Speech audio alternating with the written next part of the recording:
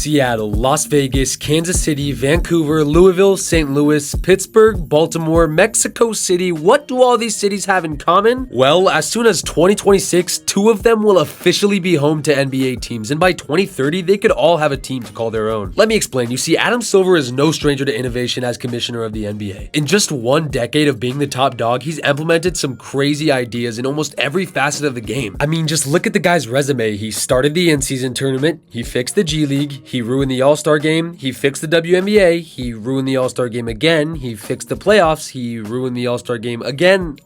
And with all these revolutionary moves he's made, all that's left for him to do to continue his incredible growing of the NBA is add expansion teams.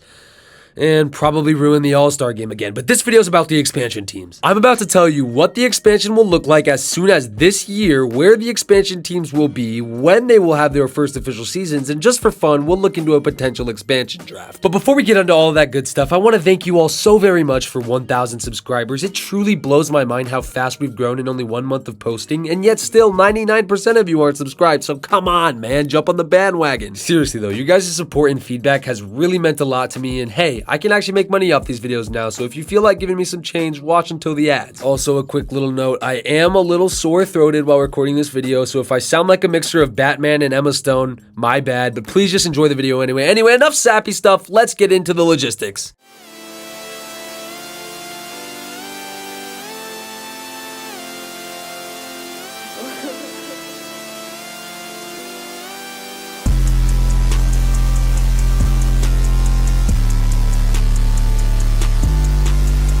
You see, the NBA just announced that a meeting between all 30 NBA owners will be taking place in a few weeks to discuss the addition of expansion teams, and experts are saying that it's all but confirmed that within 5 years, the league will look completely different. One of the biggest problems with the NBA right now is that there are so many young, talented players being unable to fully develop due to their situations, and it results in a net loss for the league and fans alike. I mean, hell, the new CBA contract agreement was literally just put into effect to help fix this problem, and that solution is obviously staring Adam Silver in the face, and it's a goldmine that he is ready to jump on. That goldmine being expansion teams. You see, in just 10 years under the bald behemoth Adam Silver, the league has doubled its total revenue as well as exploded in popularity growth, becoming the 4th fastest growing sport in the world. Which may not seem like a lot, but when you consider how much smaller all the other sports are on this list, that is so impressive. Adam has completely flipped the league on its head and flourished it, and he can see that the fan interest and popularity of an NBA team in a new city, an idea that failed under his predecessor, is one that he is making a reality soon. Just a few months ago, he confirmed that cities like Seattle, Las Vegas, and potentially New Mexico City were 100% joining the NBA. And now, the only question left is when and what 4th city and beyond will the league decide on moving forwards. Well, reporters are saying that the meeting this fall could potentially give the NBA permission to announce Las Vegas and Seattle as official NBA teams, which means their first NBA seasons could be as soon as 2026. And while you probably already knew that, I bet you didn't know that the bald babe doesn't plan on stopping there. There is significant evidence that he is planning on a 36 league team within the next 15 to 20 years, which leaves us a lot of time to speculate on what those cities could be. Well, for starters, I don't know if my boy Adam Silver is out here moving like Stephen A. Smith, because he is hell-bent on putting a team in New Mexico.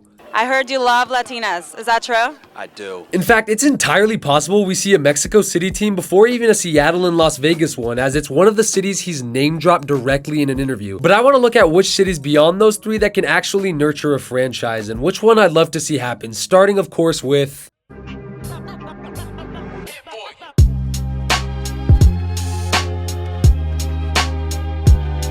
Of any city to not already have an NBA team, Kansas City has a great basketball culture and an incredible pro sports support already that almost makes too much sense. Everyone knows that the Kansas Jayhawks are a top program and a crazy pull of support, but not to mention the fact that KC shows out for their teams. That's not even considering the fact that the Midwest is completely barren when it comes to pro sports. All they have to root for is the Thunder, which are too south, the Timberwolves, which are too north, the Nuggets, who are aging quickly, or the Jazz, and who the hell wants to root for the Jazz? Look, if you live in the Midwest, then you know that Kansas City Chiefs and Royals gear is literally everywhere you look. And if you don't believe me for some reason, just take it from my Midwestern friend Twan. It's true, man. Go Chiefs. He lives in Nebraska. Literally any store you enter, you can't escape a shirt like this, or like this, sometimes even this. Ew. A Kansas City team would draw in crazy viewership from cities all over the Midwest, and with the local support, I can see Kansas City as a no-brainer of a decision for a future expansion team. The only real question is of how reluctant players will be to live in Kansas City instead of LA or New York, but that argument is stupid because NBA already ships players to Utah, which is 100 times worse.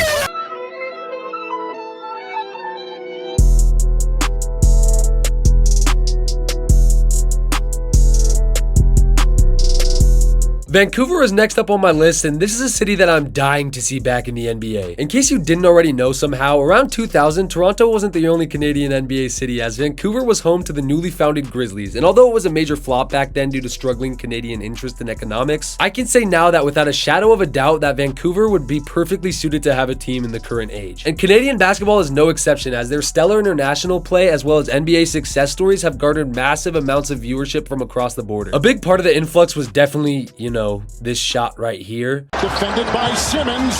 Is this the dagger? But also that culture and hype around the Toronto team in general from Canadians is enough to warrant a distribution of teams to root for up north. Teams that aren't led by players on the autism spectrum or led by fans on the predator spectrum. Gosh, Drake is so weird. Don't you just hate that guy? No one look at my Spotify rap.